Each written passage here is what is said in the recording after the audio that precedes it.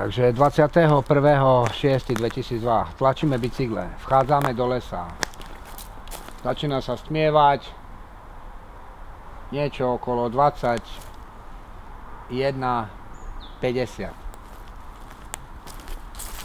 Ideme opekať a prenocovať v tomto lese.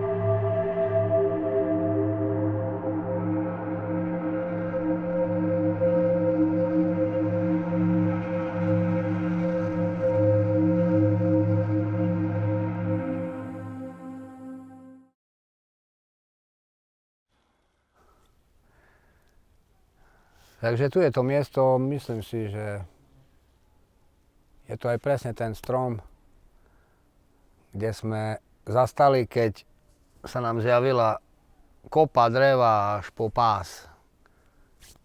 Tu môžeme opekať do rána dreva na týždeň pálenia. Tak sme sa skryli za strom, aby nás nebolo vidno z Bukovca, keď pôjdu nejakí lesní robotníci alebo niekto taký. Lebo raz tu nás staďal už vykázali, ak sme tu spali 3 dní. Tak sme sa skryli za tento strom, asi to bol on, lebo vidím, že je opálený troška. Za ňo sme zrobili oheň a bolo zhruba okolo 11 hodín. Domov som poslal ešte SMS-ku, že už len čakáme, že niečo možno do rána bude príbeh nejaký. No ako náhle sme vybrali domáce klobásy, čo sme robili, hej, sme začali opekať, sme si všimli, že nejaké zvláštne ticho vzniklo. A hlavne bezvetrie. Dým išiel úplne do kolmice. Vlastne, ak vychádzal, sa zlomil a pomaličky išiel do hĺbky lesa ešte ďalej. Ale priamo v kolmici, hneď nad plameňom, sa zlomil a pomaly odchádzal. A ticho vzniklo také, že sme naraz počuli niečo, keby krtko alebo niečo, ja neviem, vychádzal z podzemia. A keď sme na to zasvietili s baterkou, a sme zistili, že tam sú dvaja chrobáci, len čo na sebe tak len sa dotýkali s tými. No a tesne pred polnocou už sme pomaly už išli jesť, už sme klobásy chceli stiahnuť. Presne pred polnocou pár minút, možno 5 minút, alebo tak nejak, z ničoho nič, hrubé klaty, suché, čo sme mali v ohni, všetko naraz, zmizol oheň.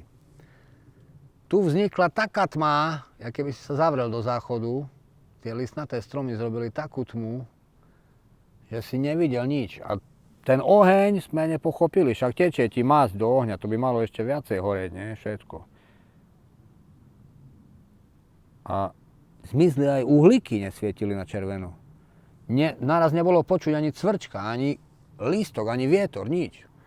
Ináč je teraz tiež približne ticho, ale teraz počuť aj sem tam nejakého psa v diaľke, alebo čo, ale vtedy úplne totál, také bezvetrie a také ticho som, no všetko, cvrčkové a všetko komplet, čo boli dole, nejaká bažina, hej, taká menšia, to tam žaby, všetko bolo, hej, predtým, než sme začali opekať, ale toto, keď sa stalo, všetko stichlo, komplet, celý les stichol. No a na to, v tom tichu, keď sme ešte, hej, prvé sekundy rozmýšľali, čo sa stalo, prečo oheň zmizol, hneď na to začali kroky nejaké v diaľke. Rovnaká frekvencia, ale také niečo, aké by išiel obor. Normálne, jak monster, príšera, veľké dačo. Čo malo, ja neviem, tónu minimálne, však to lámali sa stromy mu pod nohami, normálne. Všade, kde stúpol, bolo počuť v diaľke, že sa trasie zem. A prichádzalo to ku nám, ale Bolo to veľmi ďaleko ešte, to bolo možno aj kilometr, ja neviem. Ale v tom tichu to bolo počuť, ak sa to blíži k nám. Takže rozmýšľam, teraz čo? Ide tu takto, nejaký zo zabavy, z vedľajšej dediny, ide z Malej Idy do Bukovca, ide domov zjebaný. Tak čo? Príde tu ku nám, opity, tu bude dačo vystrajať možno. Ja som tak bral. Tak čo už, počkáme, nie? No ale jak sa blížil, to bolo také divné, že tá frekvencia nôh išla, aké by to bol robot úplne. Rovnaké stále rovnaká frekvencia. Hovorím, táto strašne ťažký musí byť človek. Jak ťažký je to? Však to aj... Mal som psa, s vlkom kríženého vlčiaka, viem, jak beha štvornohy. Ako zver, keby to bol medveď, alebo hoci čo iné, alebo diviak, alebo ja neviem, niečo ťažké, tá není to taká frekvencia, taký zvuk. To bol... Išiel po dvoch nohách určite. No a kamarát už, jak sa to ku nám blížilo, už paru možno 50 metrov, alebo koľko, strašne sa začal bať a hovorí mi, čo je to? Hovorím, však nie, však kľud, nie, však čo. A v tom tichu som počul normálne, ak tu sme boli za tým stromom skrytí, jak stál vedľa mňa, bicykle po zemi sa mali porozhadzované, som počul, jak mu srdce bije, ale to bol normálne ventilátor, čo z neho išlo. Si počul, nie normálne, že rýchlo ide srdce, ale si počul taký zvuk. Hovorím, však on skolabuje, však infarkt dostaneš, tak čo z nej, ja ho budem ťahať tu domov. Mŕtvolu, alebo čo teraz, zavolám políciu, skolaboval, zľakol sa, bo ide tu ožratý Joži, alebo co, ale to nebol Joži, potom sme zistili, a hlavne kvôli tomu, že zmizol oheň, aj stichla celá zver, aj celý les komplet. To bolo niečo, akože, nebolo to normálne. Tak sme nič čakali ešte, no ale samozrejme, mal som pripravené veci, hej, delobuchy, svetlice, také menšie, nie, tie srandovné, malé, čo kúpite za korunu na Silvestra. Zapálíš tie dva papierové krydelka, to svieti fajne, jak zváračka. Aj keď nenabúra do stromu, alebo čo, to lieta aj 10 sekúnd to vydrží lietať a osvetli to všetko, nie? Takže keď sa to ku nám blížilo, najprv z diaľky, postupne to vychádzalo hore a z ničoho prešiel až celkom, že išiel na nás hora. A my sme boli skrytí za stromom, nie? Potom som si uvedomil, však sme aspoň toto kostry z bicykla mohli dať pred seba ako štíty, nie? Že aspoň nejaká ochrana, alebo čo. Ale ja som furt bral, že to nejaký ožratý ide zo zabavy, alebo čo. Ale jak išiel už z hora na nás, a som už hovorím, no, to zasvietíme si na ňo, nie? Tak som vybral tú svetlicu za korunu, zapálil som, nie? Už jak bol celkom blízko. A ako náhle som škrtol, kroky sa vtedy prvýkrát zastavili. Tá rovnaká frekvencia, čo išla pomaly už, ja neviem, či to trvalo 3 minúty alebo 5 minúty, hej, ale viem, že bola presne akurát polnoc. A jak som škrtol, vtedy sa zastavil. Hodil som to už bol blízko, možno jak tam ten strom, neviem, či to vidno v zábere, hej. No, približne tie stromy, čo sú tu.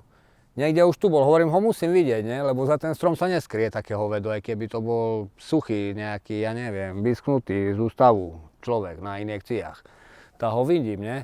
Hodil som tú svetlicu, som myslel, že tiež len hodím ju, bo sa mi veľakrát stalo na Silvestra, ide s deťmi, ak hádžem, tak čo, hodím a hneď to spadne a nič. Ale vtedy som hodil a pekne lietala pomedzi stromy, normálne slalom, krásne, všetko bolo vidno, jak keby tu slnko svietilo o polnoci, ale nikto tam nebol.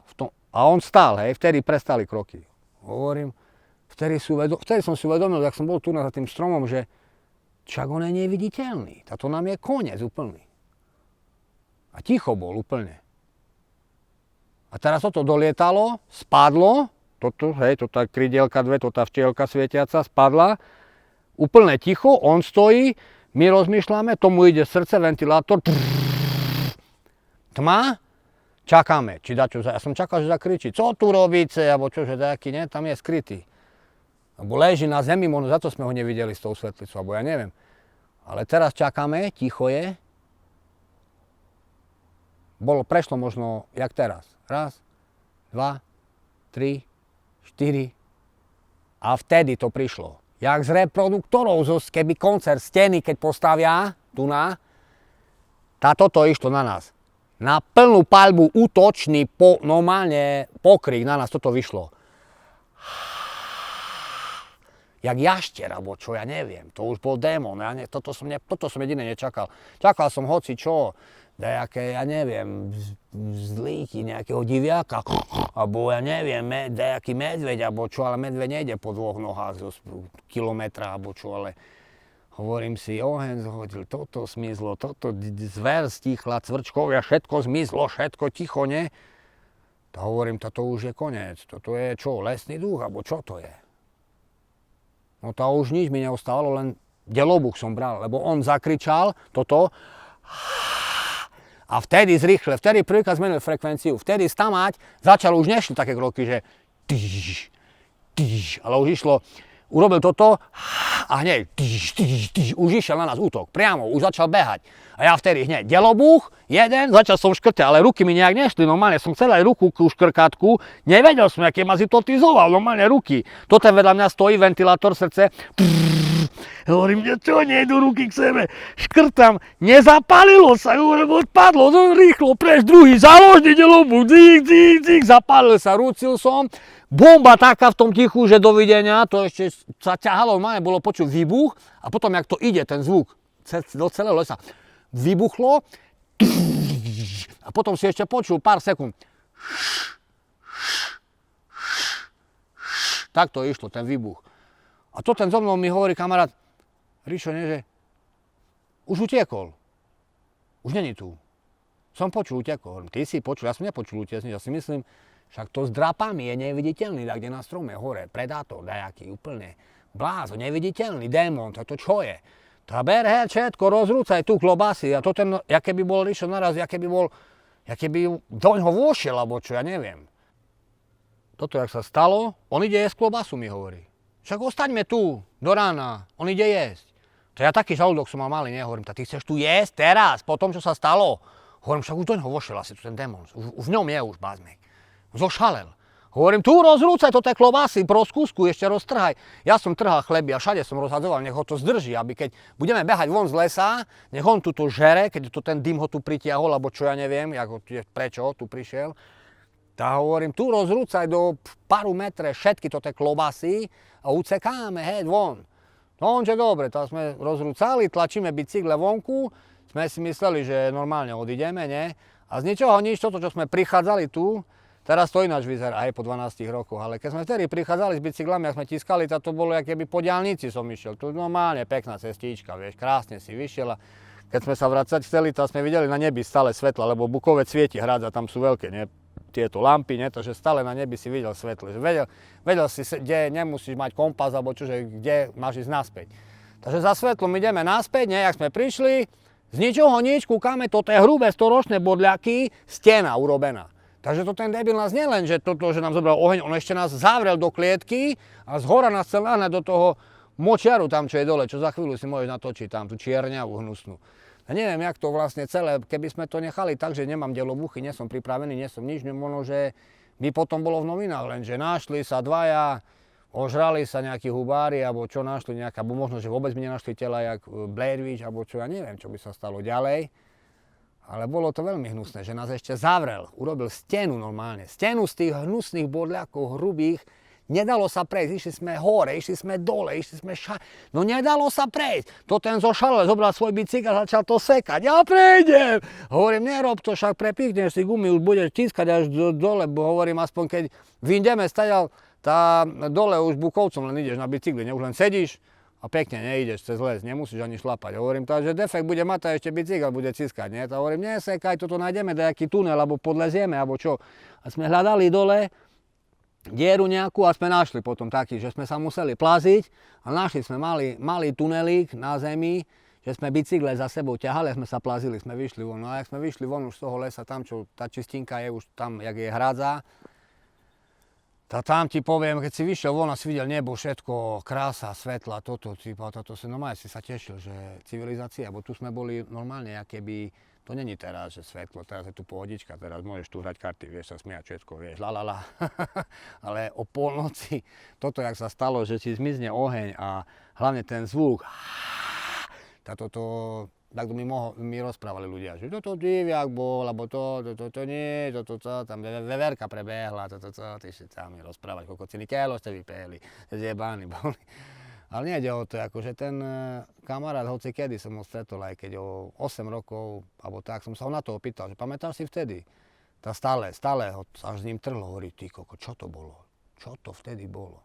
Však on prišiel do Košic dole na benzín pumpu, hneď sme išli, že idem také pivo si kúpiť, nie, jak sme došli už do Košic na KVPčko domov, nie, ja som išiel, on býval dole v meste, sa zastavil u mňa na pumpe, nie, že vypijeme také piva, to on ani pivo nechcel, on aj zastal, ja sa pýtam, že čo, že pivo, nie, on nie, on zo hladničky bere, ja liter mlieka si kúpim, a tak pil, ja, civilizácia, tak pil liter mlieka, hovorím, ty koko, to tebe dobre jeblo.